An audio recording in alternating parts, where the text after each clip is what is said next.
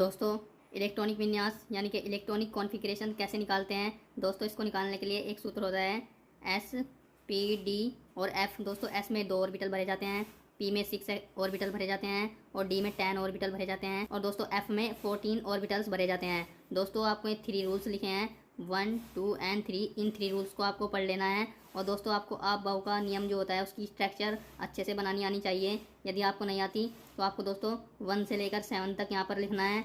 देखिए 1 से लेकर नीचे तक आप 7 तक लिखोगे, फिर 2 से लेकर 6 तक लिखोगे दोस्तों, और फिर दोस्तों 3 से लेकर 6 तक लिखोगे और फिर 4 से लेकर F तक लिखोगे। दोस्तों आपको इस प्रकार लिख लेना है एस पी डी और F फॉर्म में। तो दोस्तों इसके बाद आपको आ जाना है नीचे, आपको इलेक्ट्रॉनों का भरना। दोस्तों इलेक्ट्रॉनों का भरना, इलेक्ट्रॉन कैसे भरे जाते हैं इस सब को दोस्तों आपको देखना होगा। दोस्तों यहाँ पर आपको सबसे पहले ऑर्बिटल 1s में भरता है, फिर 2s में, 2p में, 3s में, 3p, 4s, 3d, 4p। इस प्रकार से दोस्तों इलेक्ट्रॉनों का भरना होता है। यहाँ पर आप स्ट्रक्चर से भी समझ सकते हो। दोस्तों यहाँ पर आप स्ट्रक्चर से भी समझ सकते हो।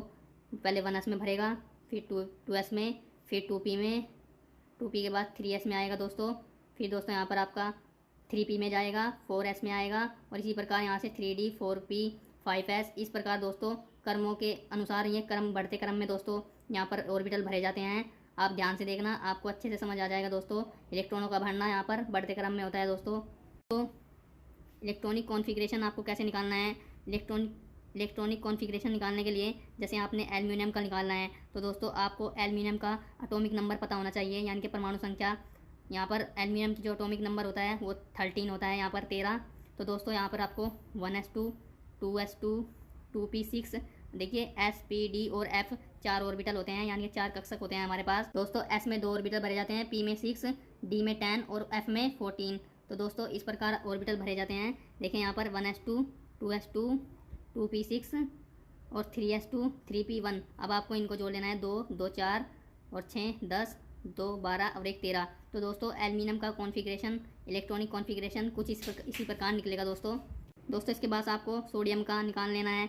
देखिए 1s2, 2s2, 2p6 और 3s1।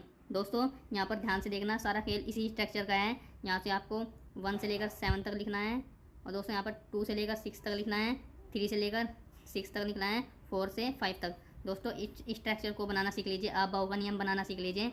और दोस्तों इसके बाद आपको इलेक्ट्रॉनिक कॉन्फ़िगरेशन निकालने में आप कितना भी बड़ा इलेक्ट्रॉनिक कॉन्फ़िगरेशन निकाल सकते हो, आपको कोई दिक्कत नहीं आएगी। और यहाँ पर ये इलेक्ट्रॉन जो है ना बढ़ते क्रम में भरे जाते हैं। पहले 1s2, 2s2, 2p, 3s और यहाँ पर 3p, 4s।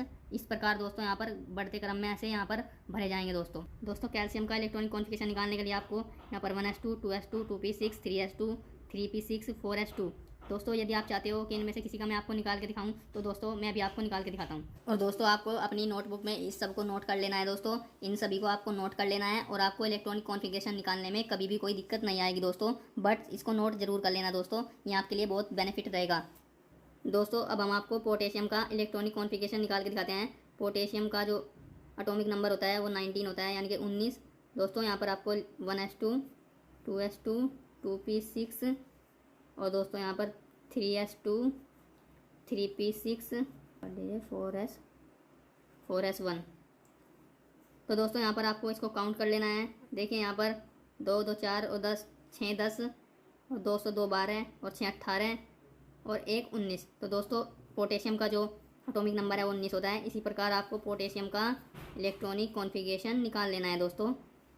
इसके बाद दोस्तों आपको देखना है फास्फोरस का, P यानी कि फास्फोरस, और फास्फोरस का जो एटॉमिक नंबर होता है वो 15 होता है, यानी कि 15 है। तो आपको इसका भी निकाल लेना है, फास्फोरस का भी। 1s2, 2s2, 2p6 और यहाँ पर लिखना है आपको 3s2 और यहाँ पर आ जाएगा दोस्तों 3p3। अब आपको इसको काउंट कर लेना है दोस्तों, 2 2 4 और 6 10, 2 12 और 3 15। तो दोस्तों यहाँ पर फास्फोरस का इलेक्ट्रॉनिक कॉन्फ़िगरेशन निकल जाएगा। और दोस्तों इसी प्रकार आपको जिसका भी आपको निकालना है, जिस भी तत्व का आपको इलेक्ट्रॉनिक कॉन्फ़िगरेशन निकालना है दोस्तों, जिस भी एलिमेंट का, उसका आपको एटॉमिक नंबर पता होना चाहिए। जैसे हाइड्रोजन का एटॉमिक नंबर 1 होता है दोस्तों, और दोस्तों यहाँ पर नाइट्रोजन का एटॉमिक नंबर 7 होता है। तो दोस्तों परमाणु संख्या इसको हिंदी में बोलते हैं, परमाणु संख्या। दोस्तों एटॉमिक नंबर या परमाणु संख्या आपको उस एलिमेंट की पता होनी चाहिए, तभी जाके आप इलेक्ट्रॉनिक कॉन्फ़िगरेशन निकाल पाओगे दोस्तों। तो उम्मीद है दोस्तों आपको ये वीडियो समझ आ गई होगी। और दोस्तों अगर अच्छी लगी तो लाइक कर देना और चैनल को सब्सक्राइब जरूर कर देना दोस्तों।